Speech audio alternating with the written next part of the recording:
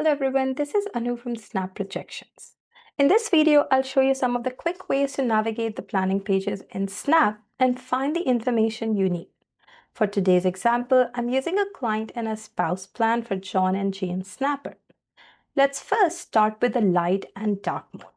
Anywhere in Snap, you'll find on the top right-hand corner, you will see the sun and the moon icon. You can simply click onto the icon to switch between light or dark mode. Next, let's look at different levels of navigation. Starting at the top, you'll find it on the top left corner. You can see the clients to return to the client list. Then besides that, we will see the client's name, and then we will see which planning page are we at and the scenario we are currently working in. You'll also see the hamburger menu beside it. From here, you can switch scenario, compare scenario, rename, copy, or delete the current scenario. On the next level menu, we will see the scenario setup, planning pages, and client report. You can use these options to create a full plan for the client.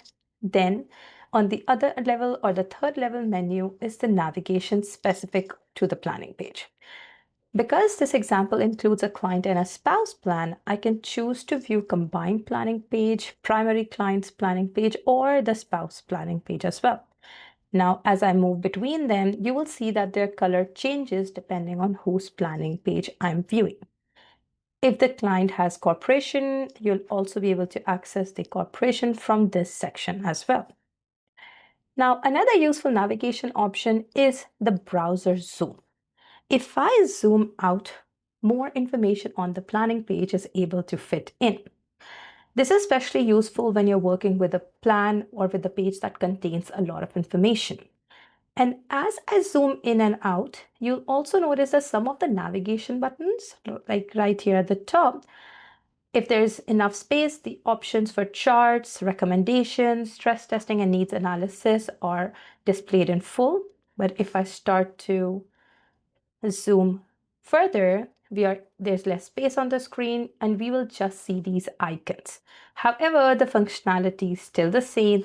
You can click onto the icon to access them. Next is expanding and collapsing sections. So you can control how much information is being displayed by simply expanding or collapsing each section on the planning page. For example, I can expand the financial asset, it is expanded right now, or I can collapse it to see concise information of that section. Depending on what level of information or details you need, you can decide to expand or collapse each section on the planning page. Next is to move across the planning page. Because planning page contains a lot of information horizontally from left to right, there are a few different ways that you could move and view this information. First, you can use the horizontal scroll bar at the bottom and move across the planning page. Then you can also click and drag directly on the planning page when you see the hand grab cursor. Or you can hold the shift button on your keyboard while you're using the mouse scroll wheel to scroll horizontally. Next is hovering for more information. You can also find additional information simply by hovering over different values. For example, if I hover over RSP contribution section, I can see the client's contribution room. Once that RSP is converted into a RIF, we are able to hover and see the minimum withdrawal amount. We can see similar contribution rooms for TFSAs, or for non-registered, we are able to see the cost base for the account. And for accounts like RIFs and LIFs, we are able to see the minimum and the maximum withdrawals. As you're reviewing a plan, you can try hovering over different values to see whether additional information is available. Next is to understand your cursor type. When you take a look at the cursor, you will see that it changes as you move across the planning page. First is the hand cursor or the hand grab cursor. When you're able to see this when you want to hover over additional information on the plan.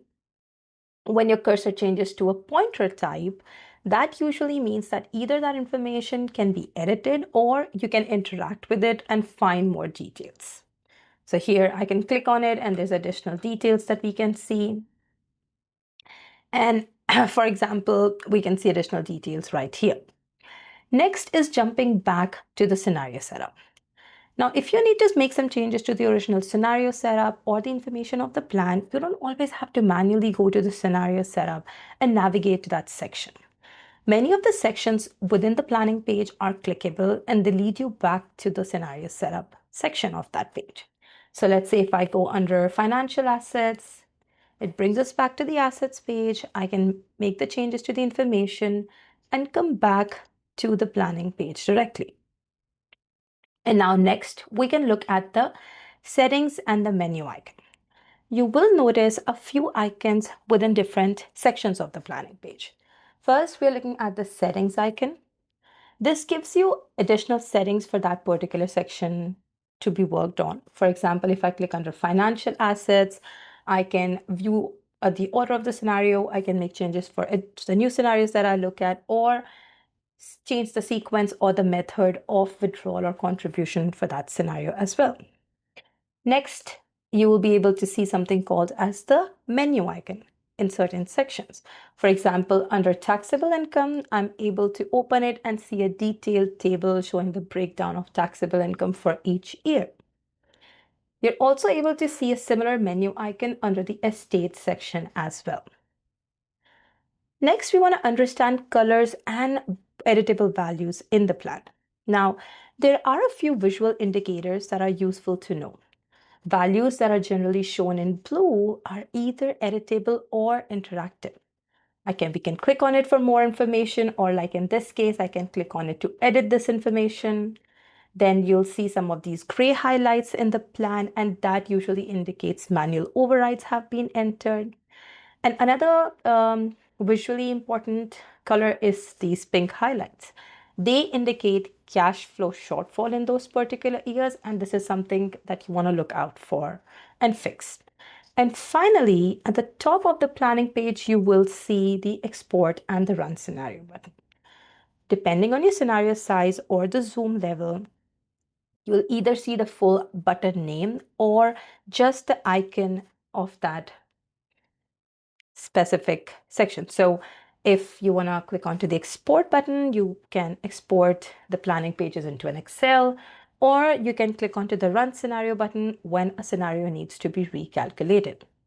And those are some of the quickest ways and tricks to navigate the planning pages. Thank you for watching, and I hope you find this helpful.